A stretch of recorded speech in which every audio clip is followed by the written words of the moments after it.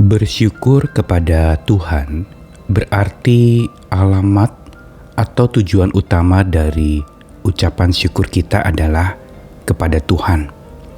Kita seperti sedang berbicara dengan Tuhan dan mengatakan terima kasih untuk apa yang Tuhan sudah berikan. Namun tidak jarang dan godaan terbesar di dalam kita mengucap syukur adalah kita bukan melihat atau memandang kepada Tuhan yang harusnya menjadi objek ucapan syukur kita. Tetapi kita memandang kepada manusia. Kita melihat sekeliling kita. Lalu kita merasa kita lebih baik dari orang-orang di sebelah kita atau dari tetangga kita. Kita mungkin lebih berhasil daripada orang-orang yang banyak kali gagal. Atau kita sakitnya lebih ringan daripada orang yang sakitnya itu lebih parah. Dan berbagai macam godaan-godaan di dalam kita bersyukur untuk memandang kepada manusia. Bukan kita alamatkan kepada Tuhan, tetapi malah kita alamatkan kepada diri kita sendiri dan juga dengan melihat kepada orang lain. Padahal harusnya kita belajar bagaimana bersyukur yang benar adalah bersyukur yang sungguh bukan karena kita lebih baik dari orang lain atau merasa lebih baik dari orang lain, tetapi bersyukur karena Tuhan yang maha baik tidak pernah lepas dari hidup kita. Saya Nikolas Kurniawan kembali menemani di dalam Sabda Tuhan hari ini dari perumpamaan yang Tuhan Yesus ajarkan dalam Lukas 18 ayat 11 sampai 13. Orang Farisi itu berdiri dan berdoa dalam hatinya begini, "Ya Allah, aku mengucap syukur kepadamu, karena aku tidak sama seperti semua orang lain. Bukan perampok, bukan orang lalim, bukan pezina, dan bukan juga seperti pemungut cukai ini. Aku berpuasa 2 kali seminggu. Aku berikan 1/10 dari segala penghasilanku."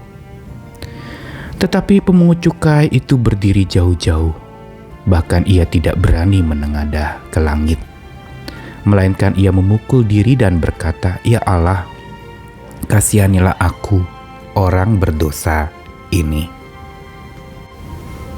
Kisah yang baru saja dibacakan adalah sebuah kisah yang Yesus sampaikan. Ditujukan kepada orang yang menganggap dirinya benar dan memandang rendah semua orang lain. Khususnya memang di dalam konteks itu adalah orang-orang beragama yang selalu merasa diri benar dengan segala hukum-hukum, dogma atau doktrin agama mereka. Dan bukan itu saja, kecenderungan yang terjadi adalah mereka meremehkan orang lain, memandang rendah semua orang lain. Dikatakan demikian di dalam ayat 9. Karena itu Yesus mau mengajarkan tentang 2 orang yang pergi ke bait Allah untuk berdoa. Satu seorang yang terkenal kental agamanya, yaitu orang-orang Farisi. Dan yang satu lagi adalah pemungut cukai yang notabene sering digelari sebagai para pendosa yang patut dihukum. Namun di dalam konteks cerita Yesus sampaikan tentang bagaimana sikap dari keduanya itu. Orang Farisi datang dengan memuji diri dan mengucap syukur sambil melihat kepada orang lain dan merasa diri tidak sama dengan orang lain. Merasa diri paling benar. Mengaku bukan perampok, bukan orang lalim, bukan pezina, bukan juga seperti pemungut cukai. Dan tentu saja di dalam doanya ini tampak sekali arogansi keagamaan yang muncul. Bahkan ritual-ritual agama yang mereka lakukan dibanggakan luar biasa. Dan mereka bersyukur sebenarnya bukan karya Tuhan, tapi karya mereka yang seolah butuh diakui oleh Tuhan. Dengan dia mengatakan, "Aku berpuasa 2 kali seminggu, memberi 1/10 dari penghasilan." Dan kita lihat kisah ini benar-benar menjadi sebuah alat tegur buat setiap kita. Orang yang kerap bersyukur tetapi merasa diri benar, atau bersyukur dengan kepongahan yang luar biasa. Bersyukur yang akhirnya kebablasan dan bahkan ditujukan kepada diri sendiri kepada manusia dan bukan untuk didengar Tuhan ucapan syukur itu, tetapi untuk supaya dirinya dibanggakan, dihormati, diakui oleh khalayak ramai.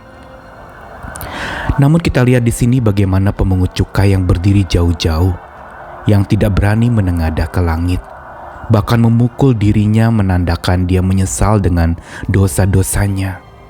Dia berkata, "Ya Allah, kasihanilah aku, orang berdosa ini." Kisah ini ditutup dengan Yesus menegaskan bahwa orang yang dibenarkan oleh Allah adalah orang yang merendahkan diri di hadapan Allah, bukan orang yang meninggikan dirinya. Karena dikatakan barang siapa yang meninggikan diri akan direndahkan, tapi barang siapa merendahkan diri akan ditinggikan. Apa yang ingin diajarkan tentang ucapan syukur di dalam bacaan tadi?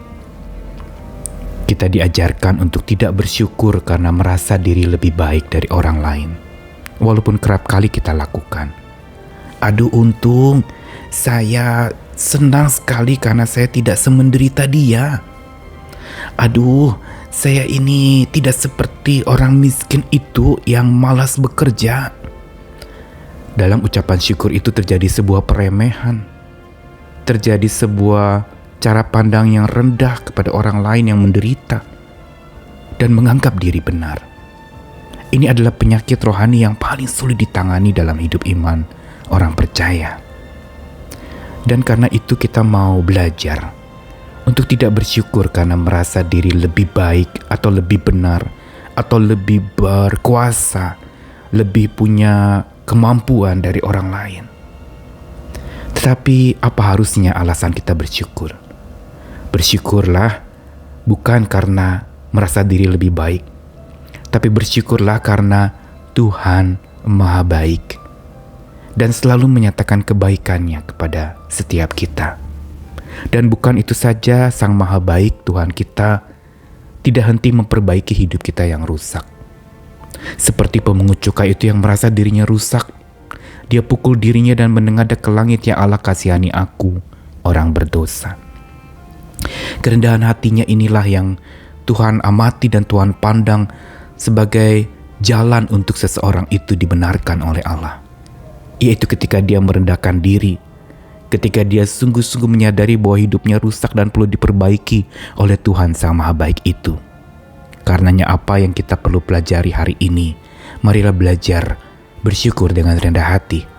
Bersyukur bukan karena kita lebih baik, tapi bersyukur dalam rangka mengagungkan Allah yang Maha Baik dan memberi diri kita untuk makin diperbaiki oleh Tuhan, menjadi pribadi hamba yang rendah hati, yang selalu mengagungkan Tuhan juga dalam ucapan syukur kita.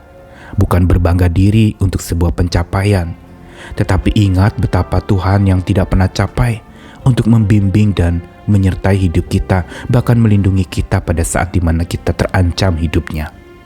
Tuhan mengasihi kita sekalian, selamat bersyukur dengan benar. Biar khasiat ucapan syukur yang benar itu kita alami karena kita lakukan dengan cara yang benar, yaitu merendahkan diri di hadapan Tuhan Sang Maha Baik dan sedang memperbaiki hidup kita. Amin.